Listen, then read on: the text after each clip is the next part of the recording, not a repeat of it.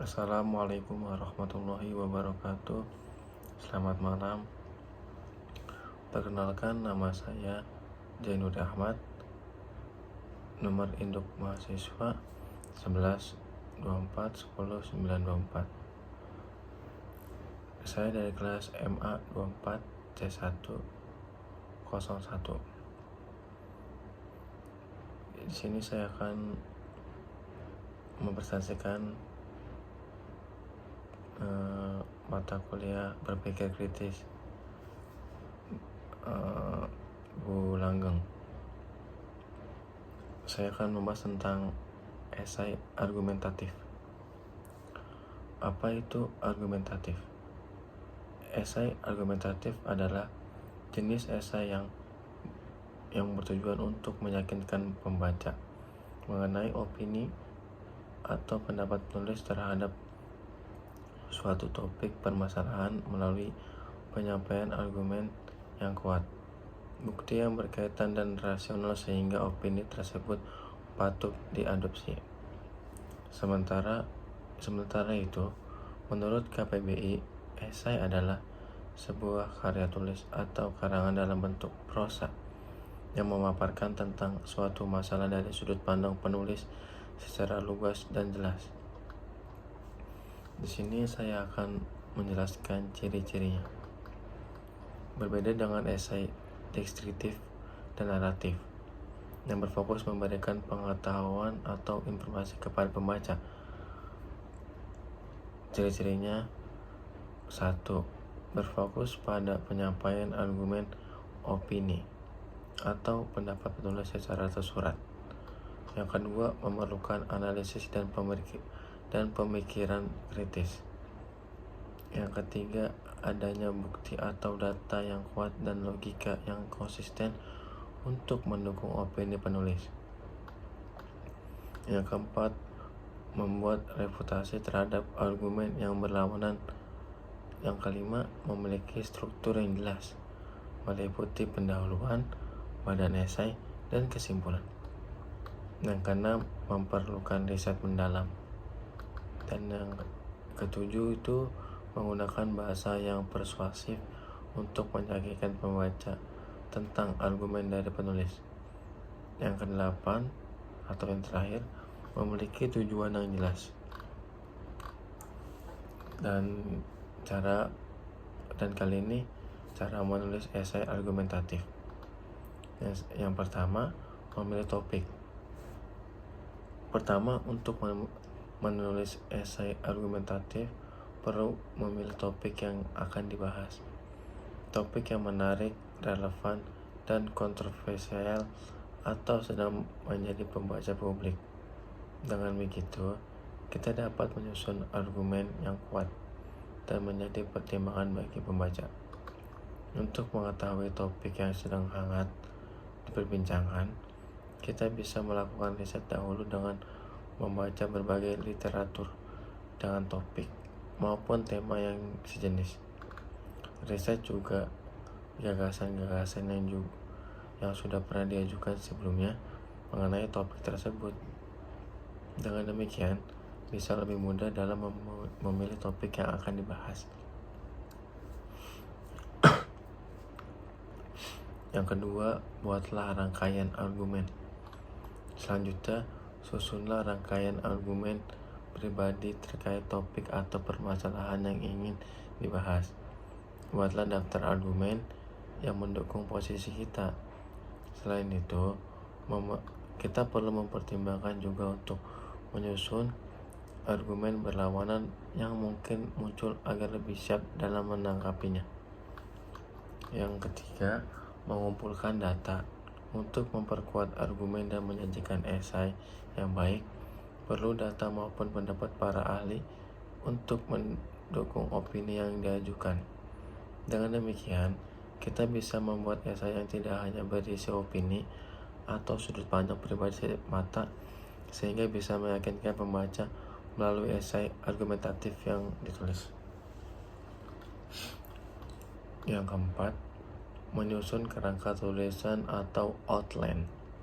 Berikutnya, susun kerangka esai untuk mempermudah dalam menyampaikan gagasan dan membuat esai yang mengalir serta sistematis. Buatlah kerangka esai berdasarkan struktur esai yang meliputi pendahuluan, badan esai atau bisa disebut isi, dan simpulan atau penutup. Yang kelima, membuat pendahuluan yang menarik. Membuat pendahuluan esai maupun karya tulis yang menarik adalah kunci agar pembaca terdorong untuk membaca esaimu hingga akhir. Untuk membuat bagian pendahuluan, kita perlu menjelaskan latar belakang topik yang dipilih dan alasan pentingnya untuk dibahas. Yang keenam, membuat badan esai. Setelah membuat pendahuluan, berikutnya perlu membuat struktur esai berupa isi atau badan esainya. Kembangkanlah badan esai sesuai dengan outline yang sudah disusun menjadi paragraf-paragraf yang memuat argumen kamu. Hindarilah menyampaikan argumen yang emosional dan asumtif tanpa didukung bukti yang kuat. Pastikan untuk mencantumkan data, fakta, statistik, pendapat para ahli, maupun kutipan dari sumber terpercaya yang mampu menguatkan argumenmu. Dan perlu dipersiapkan juga diskusi untuk menghadapi kemungkinan adanya argumen yang berlawanan seperti yang telah dijelaskan sebelumnya. Yang ketujuh, buat simpulan. Membuatlah simpulan yang menggugah pikiran pembaca dan membuatnya melakukan tindak lebih lanjut mengenai topik terkait. Kita juga bisa menuliskan ringkasan dari tesis atau argumen utamamu dan tekankan mengapa argumen tersebut penting sehingga perlu dipertimbangkan. Selain itu, sampaikan juga pentingnya mengenai topik yang dibahas dalam simpulan. Yang kedelapan, lakukan editing atau proofreading. Terakhir, dalam setiap proses menulis karya seni apapun, perlu melakukan editing dan proofreading. Bertujuan agar tulisan terhindar dari kesalahan ejaan, tata bahasa, dan terjaga kohesi serta koherensinya sehingga membuat tulisan enak dibaca. Secara ringkas, penulisan esai sebagai berikut. 1. Buat rumusan masalah. Langkah pertama adalah membuat rumusan masalah dari suatu topik. Rumusan masalah ini nantinya akan menjadi patokan dalam penulisan esai. Dalam artikel The University of Melbourne, terdapat 3 komponen yang perlu dilibatkan dalam membuat rumusan masalah. Pertama, content tram atau konten utama yang membuat pembahasan spesifik. Kedua, limiting tram atau membatasi lingkungan fokus penelitian. Terakhir, directive tram, yakni hal-hal yang biasa dilakukan dalam penulisan seperti menganalisis, mendeskripsikan, membandingkan, dan sebagainya. Sebagai contoh menulis esai soal masalah lingkungan selanjutnya, buatlah rumusan masalah dengan menentukan konten utama yang lebih spesifik, seperti penjualan hewan langka ilegal.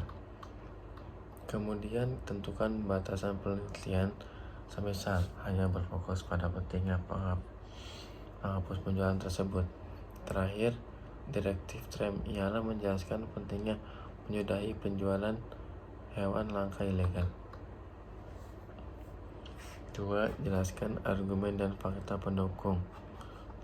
Cara menulis esai yang baik dan benar selanjutnya adalah memaparkan argumen beserta fakta pendukung. Fakta ini bisa ditemukan melalui riset dengan merangkum informasi dari sumber-sumber terpercaya.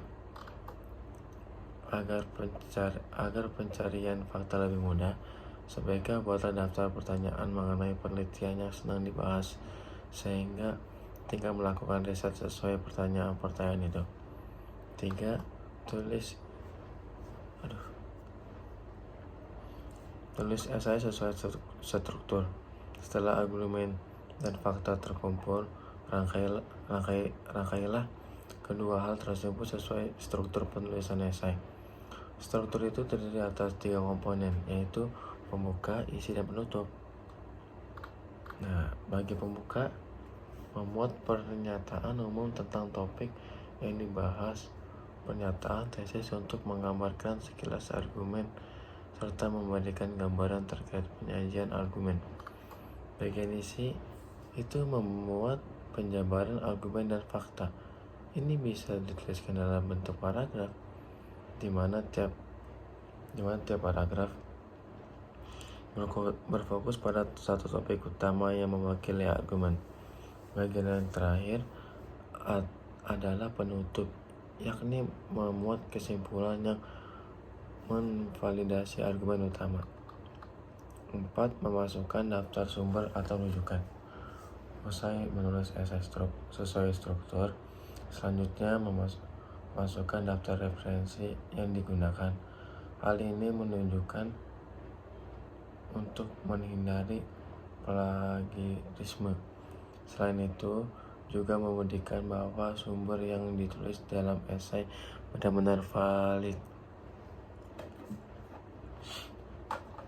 Yang kelima, evaluasi hasil esai. Cara menulis esai yang terakhir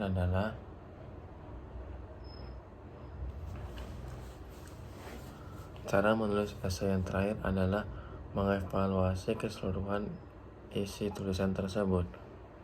Hal ini bertujuan untuk mengecek apakah ada bagian terlewat atau perlu diperbaiki. Dan cukup itu saja yang bisa saya sampaikan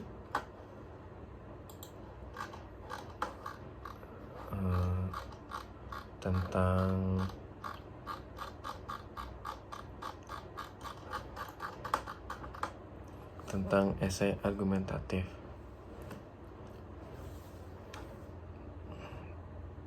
Mohon maaf bila ada kata-kata yang tidak jelas, mohon dimaafkan. Wassalamualaikum warahmatullahi wabarakatuh. Selamat malam.